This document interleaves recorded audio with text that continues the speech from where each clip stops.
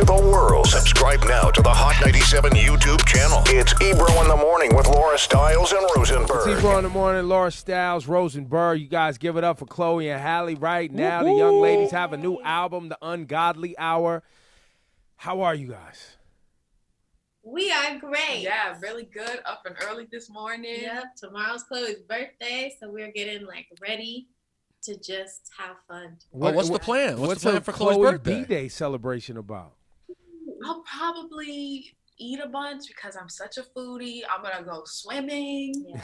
And I don't know. It's going to be like a family celebration Yeah. here. We can't go anywhere. Well, now, do you guys live, where do you guys live now? We live LA. Yeah. In LA, and most things are pretty quarantined in LA, right? Yes. I mean, we've tried to reopen. Everybody's tried to reopen, and now everybody's closing again because, it's getting really bad here. So. Well, let's keep it real. A lot of people in LA, I'm not talking about you guys, but I'm sure I'm curious in your experience. I found a lot of people in LA seemed quick to be back outside, ready to eat at restaurants. People were ready to go. How did you guys see it? I was pretty hesitant about it. So whenever we go out, we have our mask, we have our face shield, we are ready to go. But every time I go out, I see people with no mask, and I'm like, yeah, nah. No, ain't clicking here. Right. So. Yeah, nah. So let's talk about The Ungodly Hour. When I heard that album title coming from you guys, I was like, okay. I just met their mom and dad. I don't even know how old they are. What hours are they talking about, and what ungodliness are they referring to? Great questions. Yes. So the reason why we decided to name this album Ungodly Hour is because just like you and so many others, people kind of have this perception of us as being these perfect little angels. And we wanted to show the other side of us, the darker side that people have not seen, what happens behind the scenes, the naughtier side, as well as just accepting our flaws, our insecurities, and putting all of that into this album and showing people kind of us being really vulnerable and showing that side. So that's why we wanted to name it Ungodly Hour, because we feel like during those hours is when everything gets kind of exposed. Yeah. And, it's the real deal. You're just real. You're just straight up with yourself. So that's another way of saying demon time, because you're hearing that a lot out here. You got people. Because, we finished this album. Finished this October, November of last year. So this was before quarantine and demon time started happening, and we wrote a song with Disclosure called Ungodly Hour. That's where I kind of got the title from. And there's a line that says, "Love me at the ungodly hour." So it's like, love me not only when I'm at my best, but also my worst. And we felt like summed up the entire album because we're showing all layers and all sides of ourselves, and we just want to be accepted for who we truly are, like anybody else does in the world. Yeah, I think look, we all watch, well, not we all, but I know for me in this game, you watch people grow up in front of the camera, and that's always very hard to do, right? Well, especially with their branding, the Chloe and Halle brand was so wholesome. It was like, look at these two angelic sisters who sing beautifully, and they're with their family. I don't even know. But can I be honest? In knowing you guys for the last few years, and getting to know your dad, and then meeting your mom, I don't even know if that was purposeful packaging. You guys were great young talented girls with these amazing voices. It just kind of. It just kind of is who you are. It doesn't mean you're not the people we're learning more about either. It's just who we got to meet first. Yeah, absolutely. Go ahead, Laura. No, I think also because people have this made a perception of who they are, not only the way they're presented, but they love you on Grownish, and they feel like they're watching you grow up. Even though you guys are playing characters, people fall in love with that time period. You know what I mean? And they see you as just growing young women who are learning and trying to navigate through school, and because I saw you guys perform for, I think it was a Dear Class of 2020. That was the YouTube special, right? Yeah, how was that experience? And I know that because you guys didn't go the traditional school route, right? You guys did homeschool while shooting. So you guys been in homeschooling, so you never did the whole traditional, school situation. So how was, because I know you guys had to perform but deliver that message to other students. So how was that?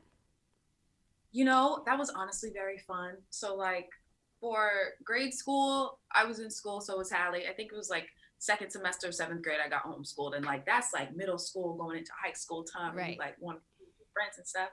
So I remember being like, okay, well, I want to put my music and my career first, even though I was so young, and so was Halle. But, you know, it feels good knowing that I could have a career in music and make money off of doing this, and I wouldn't trade it for anything in the world. So I feel like those years that we did sacrifice in being homeschooled, it kind of set the foundation for who we are, not only as artists, but business women as well.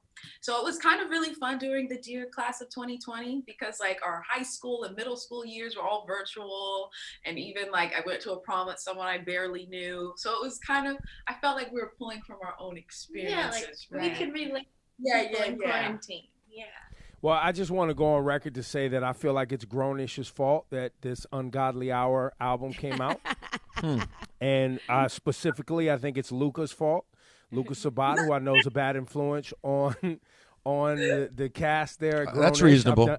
We know Luca. He's Yeah. from New York, so we know him. But how has it been also being able to incorporate television into your other talents? Would love to hear about the Grownish experience. Oh my goodness. Grownish has been such a blessing for us because, I mean, it doesn't feel like work. It's literally just a bunch of our friends getting together and somebody's shooting us. I mean, we have grown up with these beautiful people. I mean, Trevor, we've known since we were young in Atlanta. I mean, we grew up with him, and then Yara, we've always loved, and Francia, the rest of the cast. It just feels like such a great big family, and it's another creative outlet for us. I mean, we're just so happy to express ourselves in any way that we can. And I feel like, in particular, our characters, Sky and Jazz, really kind of got us out of our shells and kind of got us to learn. I know Ebro, you were right. Told you. Yeah, exactly. He's head on. Yes, and kind of to learn to say what we feel and just be real. So I feel like we've learned from Sky and Jazz in a way, and the whole Grownish experience. And even like, I feel like when we first went on you guys' show, like this was before we were cussing, and we were like, it wasn't on purpose that we were so squeaky clean. I like give a bunch of credit to our parents, but you know, when we started cussing a bit in Grownish, we were like, this is a little. Say, yo, man, where's your mom and dad? We need to wheel this back, man. It's getting out of hand, man. It kind of like started slipping into music and our creativity because, you know, acting is another way we express ourselves. So we don't want to limit any other way that we've already been expressing ourselves. So you're right. It kind of did like help transition us in a way and feeling more confident in being women. Were there any legitimately like uncomfortable conversations though with your parents when you played them the music and having to sort of push back, or did they just kind of go hands off? We understand. How did that go? So what I completely love about our parents is that they have always allowed us to be creatively free, to say whatever we want in our music, to do whatever we want in our music. I mean, we could literally say so much mess in our songs, and they will just be like, well, it's your art. I mean, you're expressing yourself. And that's always kind of been our barrier. That's always kind of been our force field when it comes to music. Like, they don't, ever step on our toes when it comes to that, which I really appreciate about them. I think you guys have earned that though too, right? Like, because you guys are great human beings, right? Like, so they don't have to worry about your judgment. They know you're just being creative.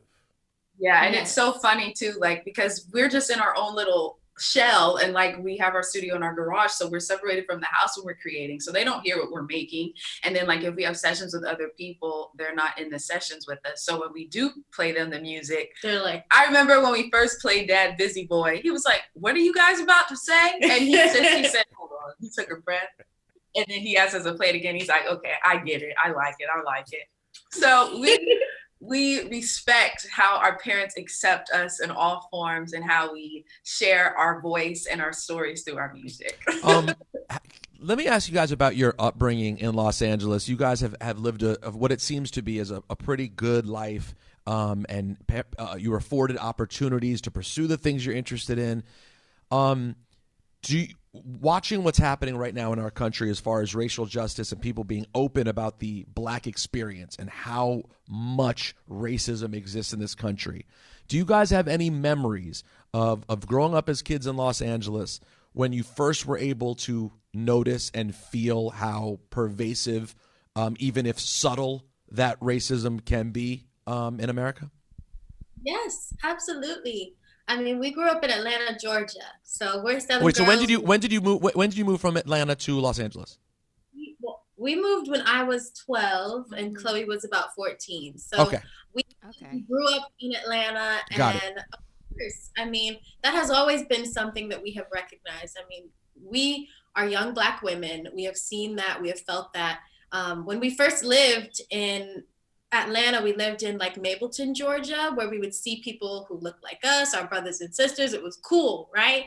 And then our mom was like, okay, I want you guys to go to this better school. So we moved to a different side of town, which is also really nice and fun, which was Dunwoody, but we didn't see anybody that looked like us. So of course, as young girls, we became super aware of our skin color, of who we were. I mean, in my class, I think there was like 2 Black people in my school. And of course, you know, with that, you realize who you are, but you know, your family, you have to realize that you're so beautiful inside and out. Your Black is beautiful, and that nobody can bring you down, no matter what anybody has to say about your hair, your skin. At the end of the day, they're just jealous. And, you know, with everything going on in the world today, when we see what happens to George Floyd and Breonna Taylor, I mean, it hits us close to home because we think of our father, we think of our little brother, that could have been them. So every day we are hyper aware about these things that are happening to our community, and we're just doing everything we can in our power to lift our voice and to make sure that justice is being served, because, you know, our skin color should not be a death sentence. And, you know, we deserve to live beautiful, long, healthy lives. So. Well, and you were tested recently because it was announced that you would be Little Mermaid. And the racists came out of the woodworks after you, didn't they? I remember you telling me about that. That was crazy. Yeah. Tell us more about, you know, how that made you feel, and B, what you did to cope during that time of just being, you know, hated on for being chosen for a Disney role. Yes, well, first of all, I feel like super honored to even be able to take on this role and kind of make Ariel mine in a way. And, you know, of course, words hurt. When you see what people say about you and you see that those things, of course, it's like, oh, okay. But with my family and stuff, you know, they just hold me close. My sister's here. Whenever I'm feeling some type of way, I go to her. I'm like, girl, and she lifts me up. And at the end of the day, Chloe be ready to fight, though, so everybody just easy. Chloe, I am a fighter, but if anyone messes with my family, another side will come out. Yeah. The ungodly. You catch this. Catch the ungodly hands. Yeah. So at the end of the day, I just can't pay attention to the negativity because, you know, people have their own struggles and their own problems that they're dealing with, which cause them to say those horrible things. And so I move on and I, you know, be happy. And her work will speak for itself. It's really beautiful what she's been doing. So I'm really proud of her, and I know the world's going to be so excited. So I want to get more into it's live action, right? So this is you. This is not just an animated situation. We're gonna see Halle, you know, singing the whole thing, full voice, not hiding behind too much animation. Correct? Yep. Are we not supposed to be talking about Disney too much? Is this top secret info? It would be amazing to talk about the album. All right, so just real quick, because we are going to get back into Ungodly Hour. Will you guys be able to flex your songwriting and production skills within the movie also? I mean, possibilities are endless. That would be cool, right? Yeah. Wow. All right, Good job. Wow, good job. By the way, They're sis. Well trained. Jump in there. And have you started shooting at all? Has anything started You with just gonna that? keep going, huh? Yep. No, so I was you're so funny. Yep. Gosh, okay, I was in London. We were in London at the beginning of the year for I was there for 3 months. Chloe was out there with me for a month, just rehearsing, and it was so beautiful. And of course, like the world, we all got put on pause. So now I'm back home, and until the world opens back up, then we'll start again. Well, so and just so you know, the reason I care so much is because I have a daughter whom is 5 years old, and she is a young black woman. And so I have to sit with her and watch all of this animation where she isn't in there. So Moana gave us some beautiful brown skin and some culture, right? But when we look at so many other films, she's not represented, and she loves a lot of them, right? And now Little Mermaid's one of her favorites, even though it's older. She loves watching it, but now she's going to get to see it with someone whom she can see herself in, and that is amazing. So I know the reason I'm asking is for a lot of parents who are looking forward to have another film that they can take their kid to see, because it is very hard to raise a person of color, but specifically a young black woman, when you're dealing with hair texture issues at 5 years old. She's not even 6, and we're having hair texture conversations and skin complexion conversations, and at 5 years old, right? So it's a blessing to have you in that role, and salute to whomever decided on the Disney side to select a black woman to be Little Mermaid. That's amazing. So thank you very much. That was so sweet. Thank you. No, it's amazing. Now, back to y'all being ungodly. I have not allowed my daughter to experience that. So we just going to act like you're just Little Mermaid and not this woman in latex that we just saw on BET. So we were just talking off the air, guys. Take us through the experience of shooting your awesome performance for the BET Awards. How did you go about doing that? Yeah, so that was so much fun, because I feel like during this quarantine, we've been finding different creative ways to do different sets and new ways to express ourselves through our songs, especially these new songs from the album. And for BET, they gave us 4 minutes. And so we took that. We were like, okay, we want to do Forgive Me and Do It. We were like, let's figure out a way to spice it up. And we were like, well, Do It's like more of the fun girl party vibe, and Forgive Me is like, I don't take no mess, don't mess with me. So we were like, how can we visually show that? So we were like, we have an amazing creative director, Andrew. And so we literally showed 2 different sides of ourselves. And it was fun doing the little dance off that we did at the end, because we've never really done anything like that. So it's been really fun. Good. Thank you. It's been fun, like different things. Right. The choreography. And people were talking a lot. They were like, oh my God, look at Chloe Halle with the choreography. That was really fun to watch. Thank you. It was funny because we came up with that 30 minutes the night before, because we were like, okay, we don't know what we're gonna do for this part, so we were like 1, 2, 3, 4, 5, 6, 7, 8. It is so funny because Chloe gets into choreographer mode, and she's like, ooh, she's like, I got this. It is so funny. 5, 6, 7, 8, and 1, 2, 3, and go here. Yo, well, it came off great. It was great. I really now as people who have done tons of performances, toured, and you guys have been on tour for a while. As artists, seeing an award show done the way BET did it, I really enjoyed it as a viewer, because I felt like it gave the talent much more space to be creative and present. And it, look, there's things I love about the live audience, obviously, but I do believe that award shows could keep doing some of these type of performances to give artists a little bit more, space to curate and create. Did you guys enjoy this version of an award show? We did. I mean, we watched it. Was it just last night? Yeah. And it was so beautiful to us. I mean, it was so fun. It was kind of watching everybody's own little music video. I mean, It was really exciting. It was like a one-of-one music video situation. It was dope. Megan killed it. Kiara Sheard and her mom killed it. Roddy Ricch killed it. I was sitting there like, oh, I'm feeling this. Yeah. I was really loving it as a fan. Now, there's a song on your album on Ungodly Hour called Tipsy. And when I first got the album, that's the title that jumped out to me the most, other than the title of the album. Because I said to myself, when did these individuals, whom I've known now for about 4 years, start drinking? Let's talk about it. You mean why didn't they let you know? No, I just wanted to know when, how did it go, what are you drinking now, when are we going to have drinks together, things like that. Now that that's y'all more grown normal. ups. All right. You know what I'm saying? So I'm not 21 yet, so I don't drink. Great answer. Yo. Great answer. You know what? Good for you, Halle. She doesn't, for real. For real. Good for you. Okay. And what about you, Chloe? I didn't really start till my 21st birthday. At first, I really didn't like it because I was like, it's gonna dry up my throat. I can't do that. But I learned that I really love Moscato. I like this dessert wine.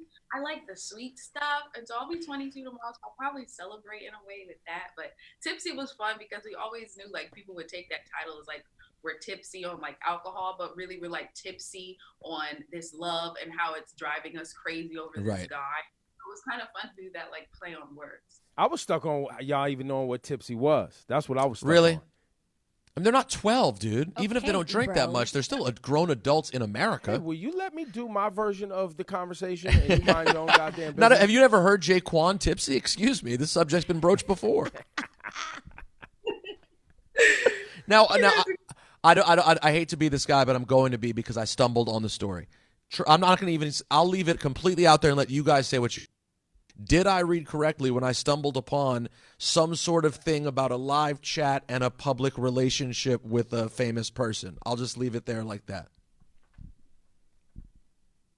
I love how people like tell stories when they listen to the music and they like come up with their version of events. Oh yeah, that's what it was, right? Someone interpreted a song and turned it into a whole real life story, correct? Well, what do you think? What do you take out of it?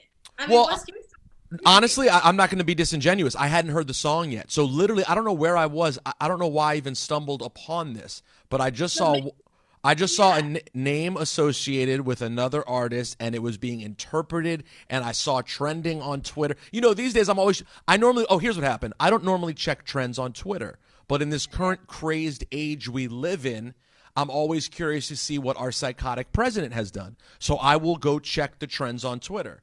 And I looked and it said Chloe and Halle. So I was like, oh, let me see what these girls are up to.